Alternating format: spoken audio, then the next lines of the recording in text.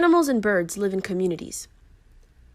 There is not an animal that lives on the earth, nor a being that flies on its wings, but forms part of communities like you. Al-Quran, chapter 6, verse 38. Research has shown that animals and birds live in communities, i.e. they organize and live and work together. Everything made in pairs. And of everything we have created pairs. Al-Quran, chapter 51, verse 49. This refers to things other than humans, animals, plants, and fruits. It may also be referring to a phenomenon like electricity, in which the atoms consist of negatively and positively charged electrons and protons. Glory to Allah, who created in pairs all things that the earth produces, as well as their own humankind and other things of which they have no knowledge. Al-Quran, chapter 36, verse 36. The Quran here states that everything is created in pairs, including things that the humans do not know at the present and may discover later. Lifestyle and communication of ants. Consider the following Quranic verse. And before Suleiman were marshaled his hosts of jinn and men and birds, and they were all kept in order and ranks.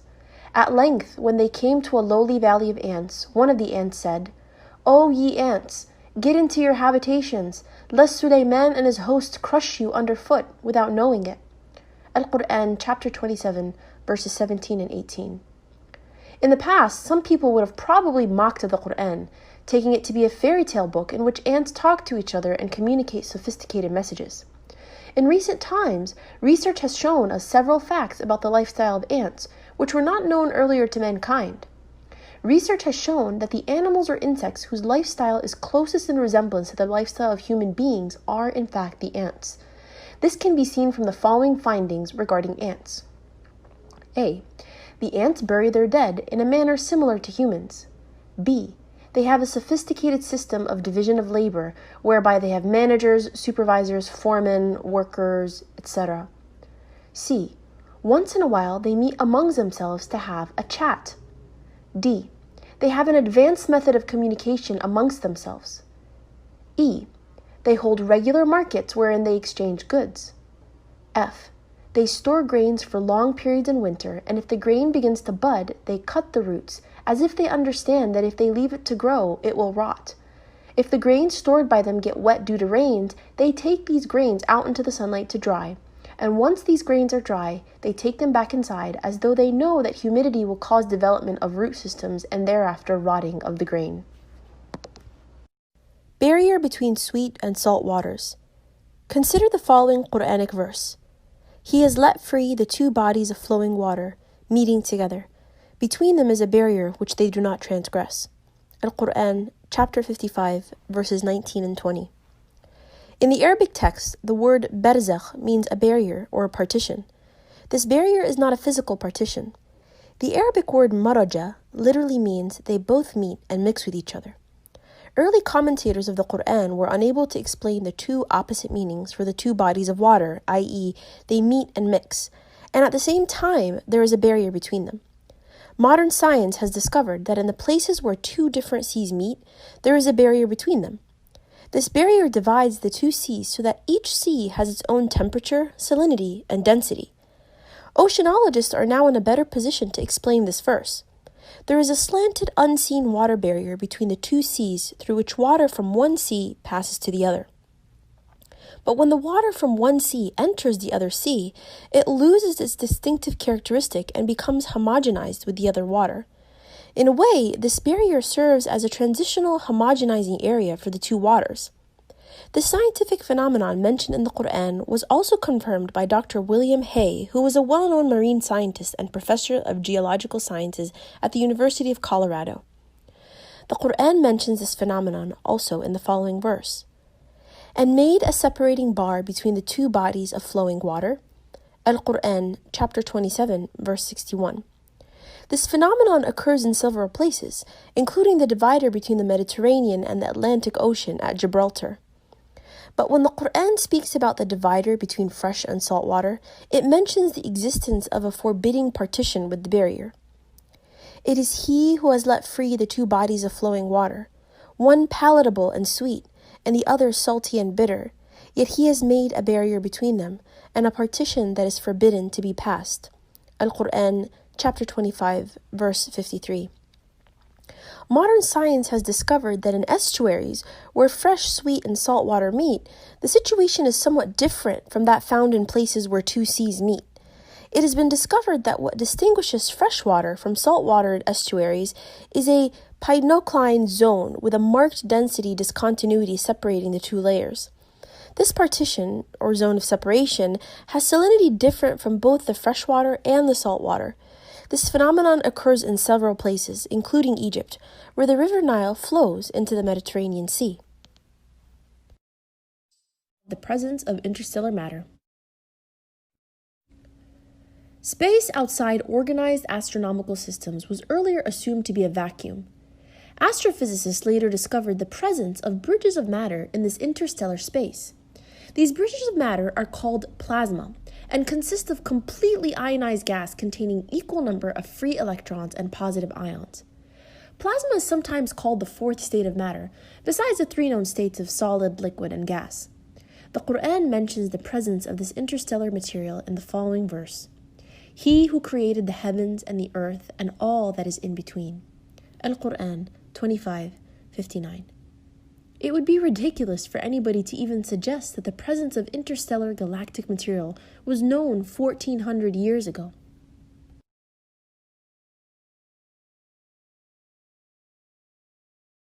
Fruits created in pairs, male and female. And fruit of every kind he made in pairs, 2 and 2. Al-Quran, chapter 13, verse 3. Fruit is the end product of reproduction of the superior plants. The stage preceding fruit is the flower, which has male and female organs, or stamens and ovules. Once pollen has been carried to the flower, they bear fruit, which in turn matures and frees its seed. All fruits therefore imply the existence of male and female organs, a fact that is mentioned in the Quran. In certain species, fruit can come from non-fertilized flowers, parthenocarpic fruit, like bananas, certain types of pineapple, fig, orange, vines, etc. They also have definite sexual characteristics. Blood circulation and the production of milk. Blood circulation and the production of milk. The Quran was revealed 600 years before the Muslim scientist Ibn Nafis described the circulation of blood, and 1,000 years before William Harvey brought this understanding to the Western world. Roughly 13 centuries before it was known what happens in the intestines to ensure that organs are nourished by the process of digestive absorption, a verse in the Quran described the source of the constituents of milk, in conformity with these notions. To understand the Quranic verse concerning the above concepts, it is important to know that chemical reactions occur in the intestines and that from there, substances extracted from food pass into the bloodstream via a complex system, sometimes by way of the liver, depending on their chemical nature. The blood transports them to all organs of the body, among which are the milk-producing mammary glands. In simple terms, certain substances from the contents of the intestines enter into the vessels of the intestinal wall itself, and these substances are transported by the bloodstream to the various organs. This concept must be fully appreciated if we wish to understand the following verse in the Quran. And verily in cattle there is a lesson for you. We give you to drink of what is inside their bodies, coming from a conjunction between the contents of the intestine and the blood, a milk pure and pleasant for those who drink it. Al-Quran, chapter 16, verse 66. And in cattle too ye have an instructive example. From within their bodies we produce milk for you to drink. There are in them, besides, numerous other benefits for you, and of their meat you eat. Al-Quran, chapter 23, verse 21. The Quranic description of the production of milk in cattle is strikingly similar to what modern physiology has discovered. A few years ago, a group of Arabs collected all information concerning embryology from the Quran, and followed the instruction of the Quran which states, "If you realize this not, ask of those who possess the message." Al-Quran, chapter 16, verse 43, and chapter 21, verse 7. All of the information from the Quran so gathered was translated into English and presented to Professor Keith Moore, who was a professor of embryology and chairman of the Department of Anatomy at the University of Toronto. At that time, he was one of the highest authorities in the field of embryology. He was asked to give his opinion regarding the information present in the Quran concerning the field of embryology. After carefully examining the translation of the Quranic verses presented to him, Dr. Moore said that most of the information concerning embryology mentioned in the Quran is in perfect conformity with modern discoveries in the field of embryology and does not conflict with them in any way. He added that there were, however, a few verses on whose scientific accuracy he could not comment. He could not say whether the statements were true or false, since he himself was not aware of the information contained therein. There was also no mention of this information in modern writings and studies on embryology. One such verse is, "Proclaim, or read, in the name of thy Lord and Cherisher, who created man out of a mere clot of congealed blood." Al-Quran, chapter 96, verses 1 through 2. The word alaq, besides meaning a congealed clot of blood, also means something that clings, or a leech-like substance. Dr. Keith Moore had no knowledge whether an embryo in the initial stages appears like a leech. To check this out, he studied the initial stage of the embryo under a very powerful microscope in his lab and compared what he observed with the diagram of a leech, and he was astonished at the striking resemblance between the two. In the same manner, he acquired more information on embryology that was hitherto not known to him from the Quran. Dr. Keith Moore answered about 80 questions dealing with embryological data mentioned in the Quran and Hadith. Noting that the information contained in the Quran and Hadith was in full agreement with the latest discoveries in the field of embryology, Professor Moore said, "If I was asked these questions 30 years ago, I would not have been able to answer half of them for lack of scientific information." Dr. Keith Moore had earlier authored the book, The Developing Human. After acquiring new knowledge from the Quran, he wrote in 1982 the third edition of the same book, The Developing Human. The book was the recipient of an award for the best medical book written by a single author. This book has been translated into several major languages of the world and is used as a textbook of embryology in the first year of medical studies. In 1981, during the 7th Medical Conference in Dammam, Saudi Arabia, Dr. Moore said, "It has been a great pleasure for me to help clarify statements in the Quran about human development. It is clear to me that these statements must have come to Muhammad from God or Allah, because almost all of this knowledge was not discovered until many centuries later. This proves to me that Muhammad must have been a messenger of Allah." Dr. Joe Lee Simpson, chairman of the Department of Obstetrics and Gynecology at the Baylor College of Medicine in Houston, proclaims, "These hadiths, sayings of Muhammad, peace be upon him, could not have been obtained on the basis of scientific knowledge that was available at the time of the writer. It follows that not only is there no conflict between genetics and religion, but in fact, religion, Islam, may guide science by adding revelation to some of the traditional scientific approaches. There exist statements in the Quran shown centuries later to be valid which support knowledge in the Quran having been derived from God." You know, people used to worship the sun. People used to worship the moon. People used to worship the stars. I'll tell you something so cool. It's totally not related to this lecture. It's a complete tangent, but I have to tell you because it's that cool. In about 5 years ago, they did an excavation of the city of Ur, U-R. The city is spelled U-R, ancient Babylonia, some parts of Iraq, outskirts of Iraq near Turkey somewhere. And they found a city buried about 50 feet under the ground, an ancient city. And their Bible scholars actually now agree, Jewish study scholars agree, that was the village of Abraham, Babylonia. And they found in that village thousands of idols.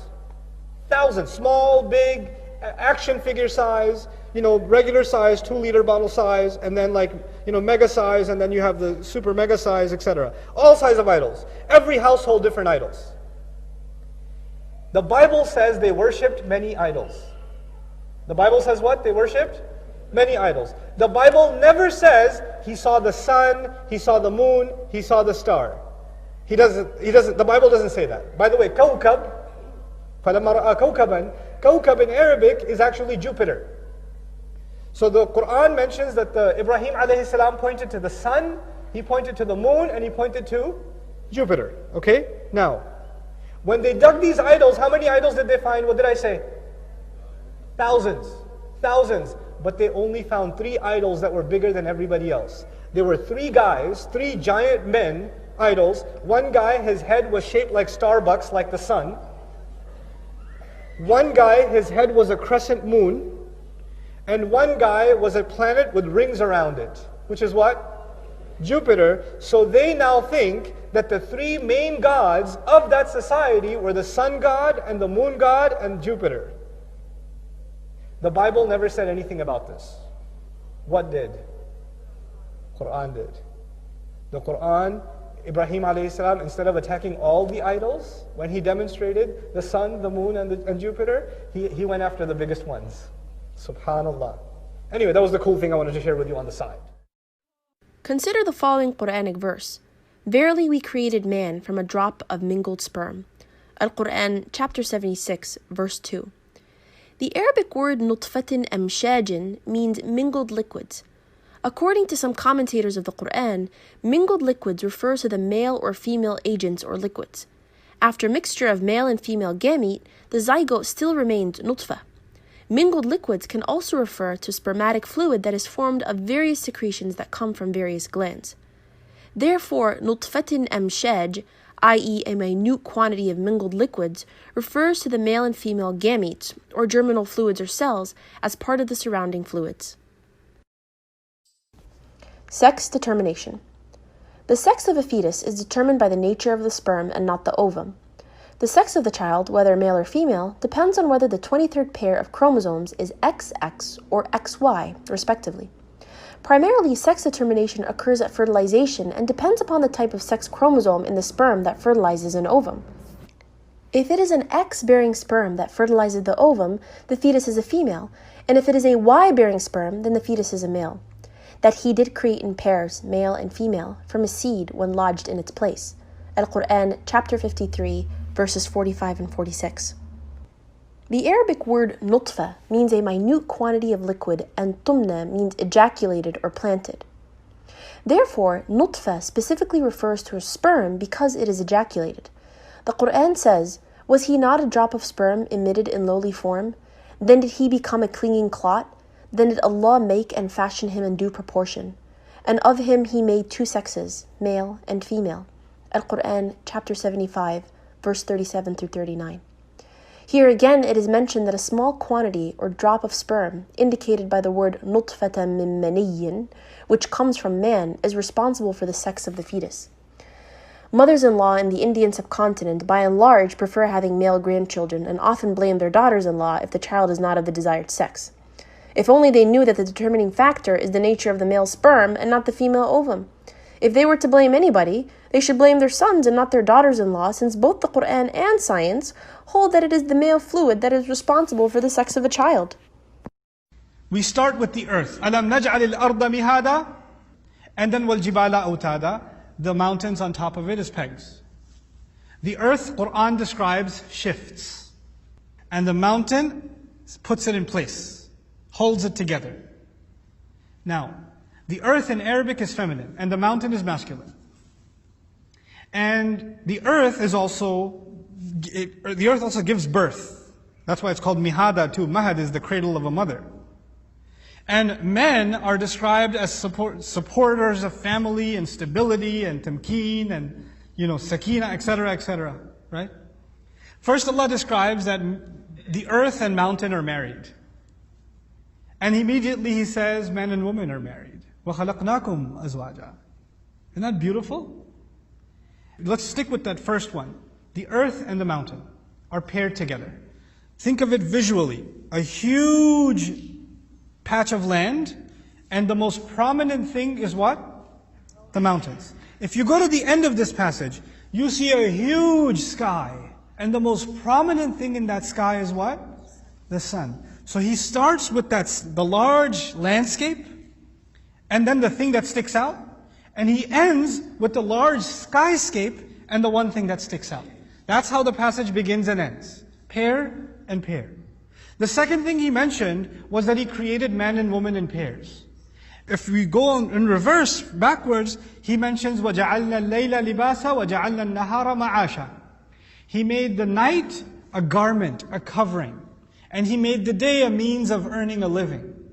And by the way, on the one hand He said man and woman, and on the other hand He compared them to night and day, which is it's truly amazing. Other places in the Quran, Allah will say, وَاللَّيْلِ إِذَا يَغْشَى, the night, وَالنَّهَارِ إِذَا تَجَلَّى, the day, وَمَا خَلَقَ الذَّكَرَ وَالْأُنثَى, and how marvelously He created the male and the female. Darkness in the depths of the ocean. Professor Durga Rao is an expert in the field of marine geology and was a professor at King Abdulaziz University in Jeddah.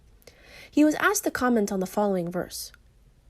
Or the unbeliever's state is like the depths of darkness in a vast deep ocean, overwhelmed with billow, topped by dark clouds. Depths of darkness, one above another.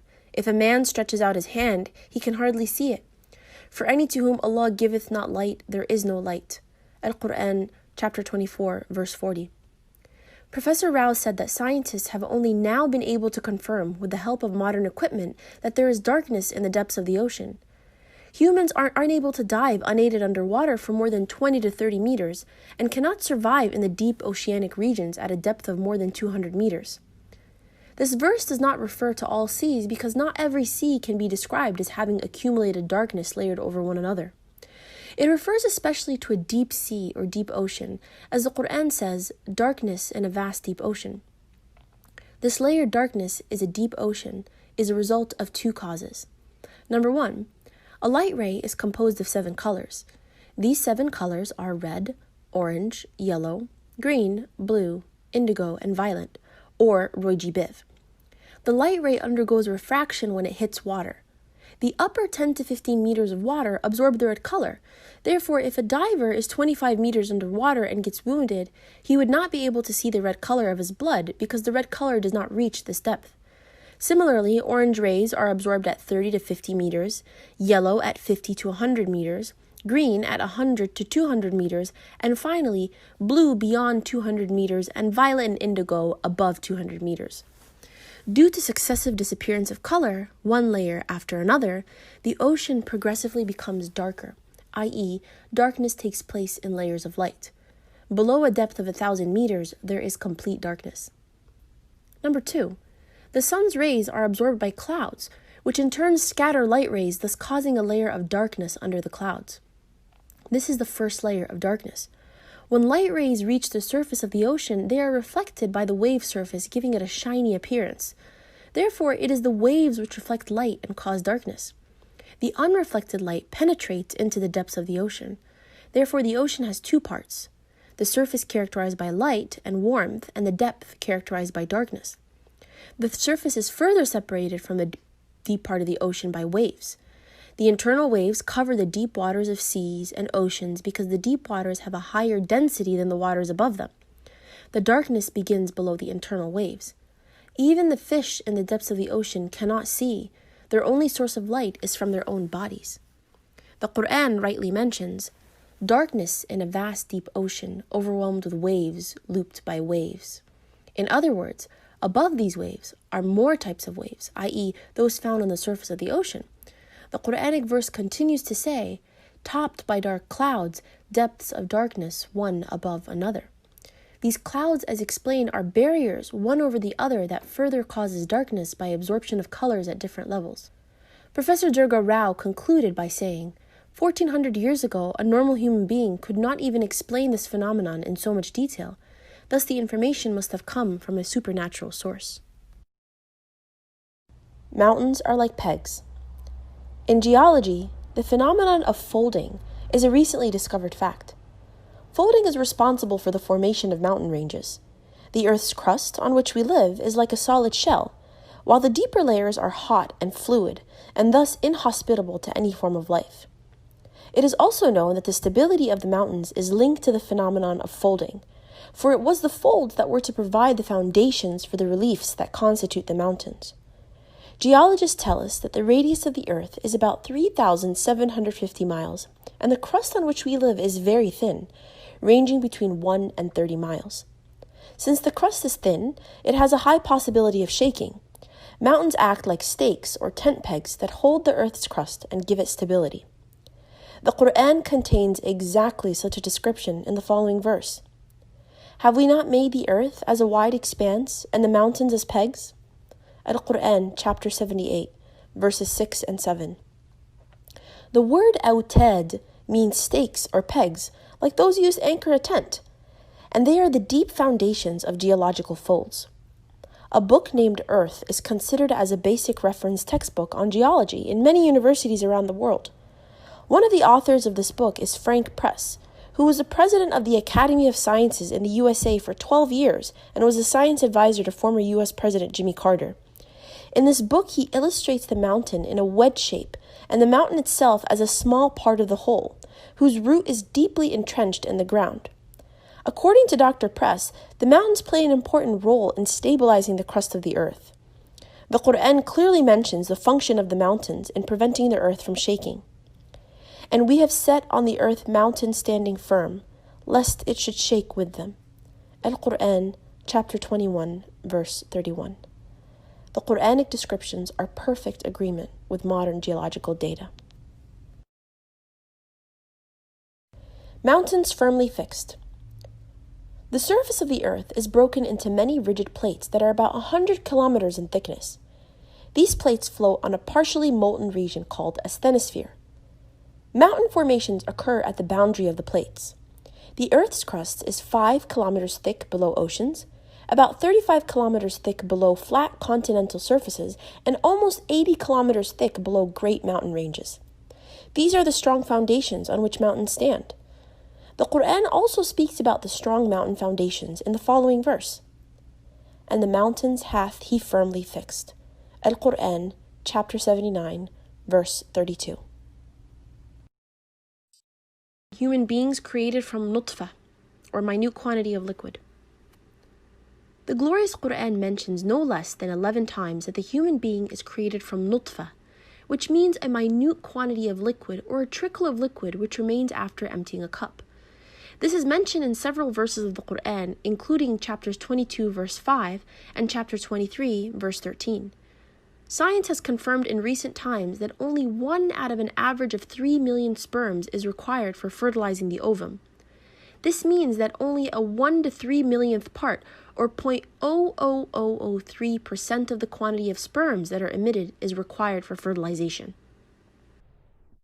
In 1925, an American astronomer by the name of Edwin Hubble provided observational evidence that all galaxies are receding from one another, which implies that the universe is expanding. The expansion of the universe is now an established scientific fact. This is what Al-Quran says regarding the nature of the universe. With the power and skill did we construct the firmament, for it is we who create the vastness of space. Al-Quran 51:47. The Arabic word musi'un is correctly translated as expanding it, and it refers to the creation of the expanding vastness of the universe.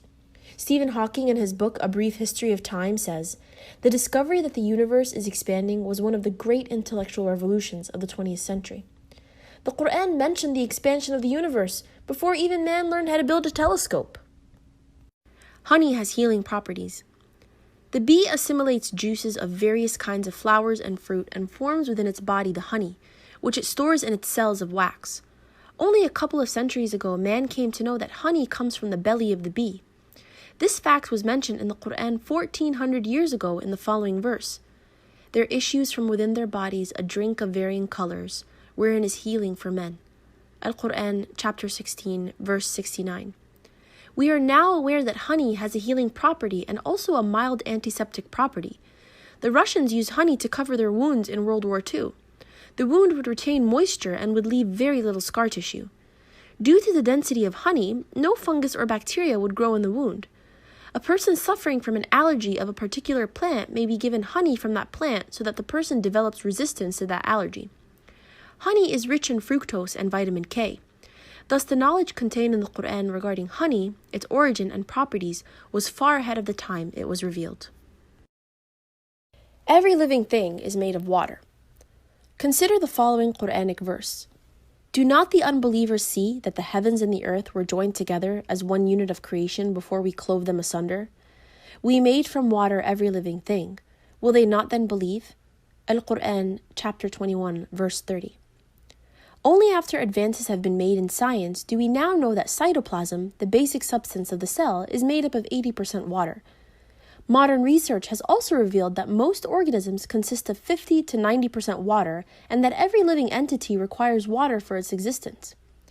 Was it possible 14 centuries ago for any human being to guess that every living being was made of water? Moreover, would such a guess be conceivable by a human being in the deserts of Arabia where there has always been scarcity of water?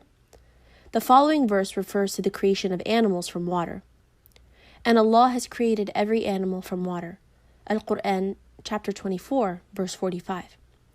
The following verse refers to the creation of human beings from water. It is He who has created man from water. Then has He established relationships of lineage and marriage, for thy Lord has power over all things. Al-Quran, chapter 25, verse 54. Plants created in pairs, male and female. Previously, humans did not know that plants too have male and female gender distinctions. Botany states that every plant has a male and female gender. Even the plants that are unisexual have distinct elements of both male and female. And He has sent down water from the sky. With it we have produced diverse pairs of plants, each separate from the others. Al-Quran, chapter 20, verse 53. Human beings created from sulala, or quintessence of liquid, and made his progeny from a quintessence of the nature of a fluid despised. Al-Quran, chapter 32, verse 8. The Arabic word sulala means quintessence, or the best part of a whole. We have come to know now that only one single spermatozoon that penetrates the ovum is required for fertilization, out of the several millions produced by man. That one spermatozoon out of several millions is referred in the Quran as sulala. Sulala also means gentle extraction from a fluid. The fluid refers to both male and female germinal fluids containing gametes. Both ovum and sperm are gently extracted from their environments in the process of fertilization. The bee. And thy Lord taught the bee to build its cells in hills, on trees, and in men's habitations, then to eat of all the produce of the earth, and find with skill the spacious paths of its Lord. Al-Quran, chapter 16, verses 68 through 69. Von Frisch received the Nobel Prize in 1973 for his research on the behavior and communication of bees. The bee, after discovering any new garden or flower, goes back and tells its fellow bees the exact direction and map to get there, which is known as bee dance. The meanings of this insect's movements that are intended to transmit information between worker bees have been discovered scientifically using photography and other methods. The Quran mentions in the above verse how the bee finds with skill the spacious paths of its Lord.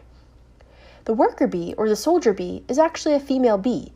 In Surah An-Nahl, chapter 16, verses 68 through 69, the gender used for the bee is the female gender, fasluki and kuli, indicating that the bee that leaves its home for gathering food is a female bee.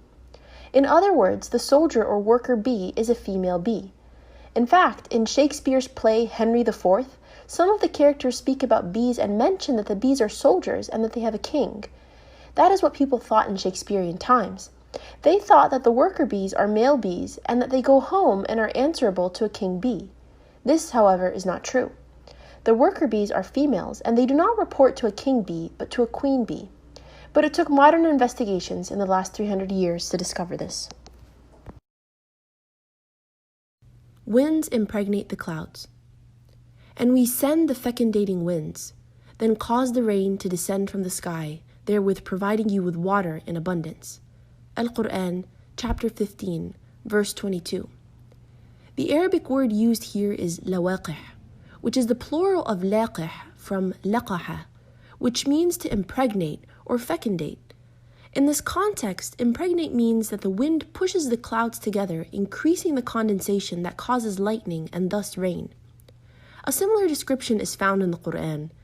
It is Allah who sends the winds, and they raise the clouds. Then does He spread them in the sky as He wills and break them into fragments, until thou seest raindrops issue from the midst thereof. Then when He has made them such of His servants as He wills, behold, they do rejoice. Al-Quran, chapter 30, verse 48.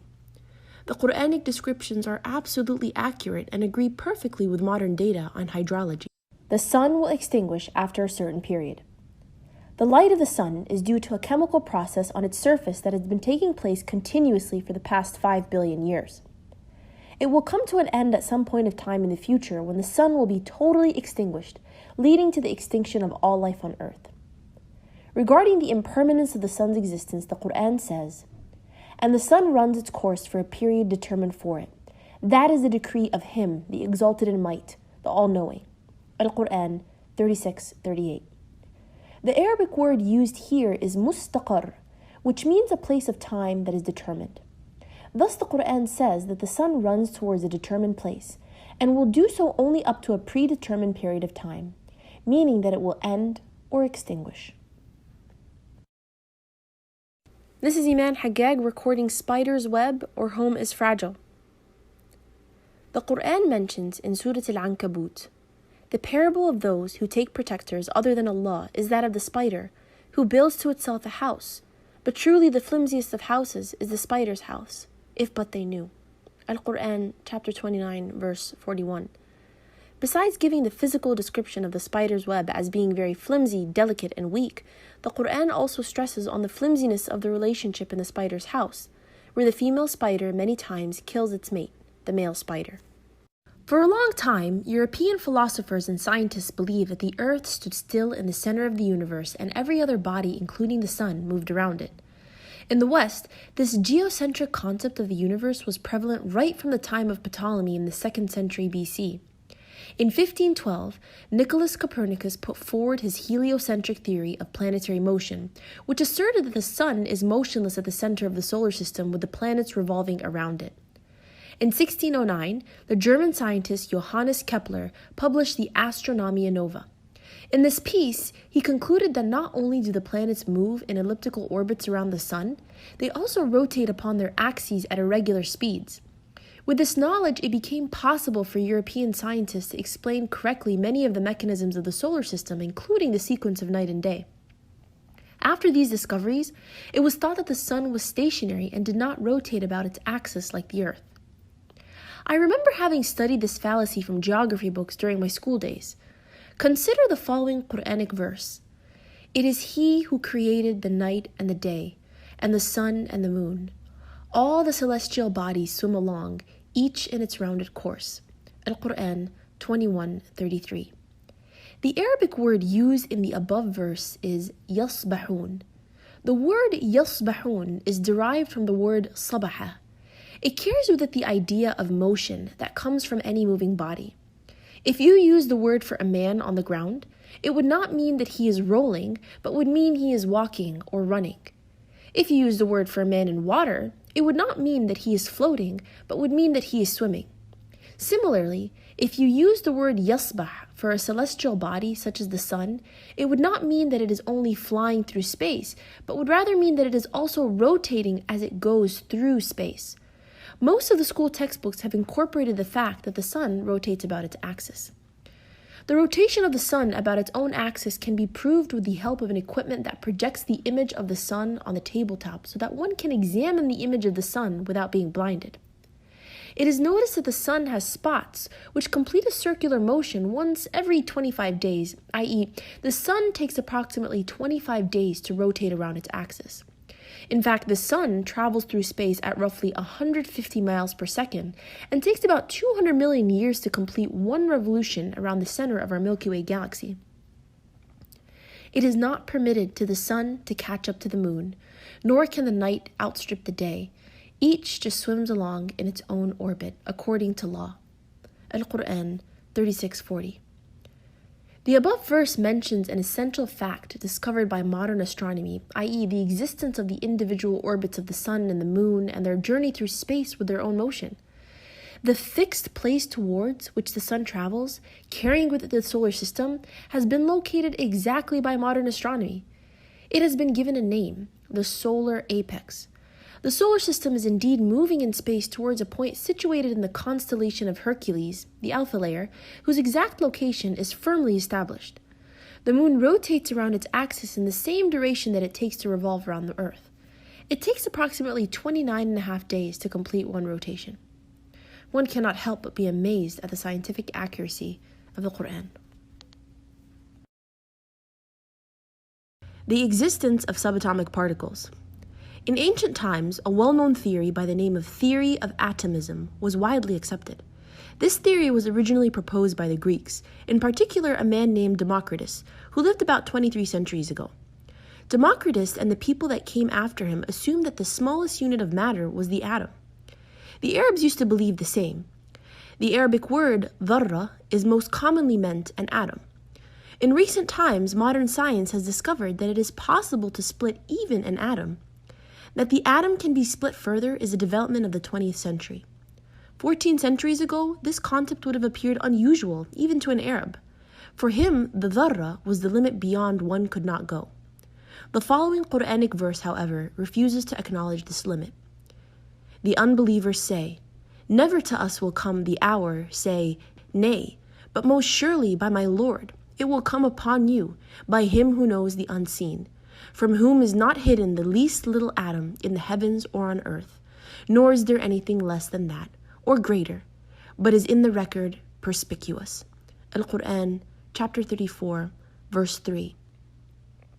This verse refers to the omniscience of God, his knowledge of all things, hidden or apparent. It then goes further and says that God is aware of everything, including what is smaller or bigger than the atom. Thus, the verse clearly shows that it is possible for something smaller than the atom to exist, a fact only discovered recently by modern science.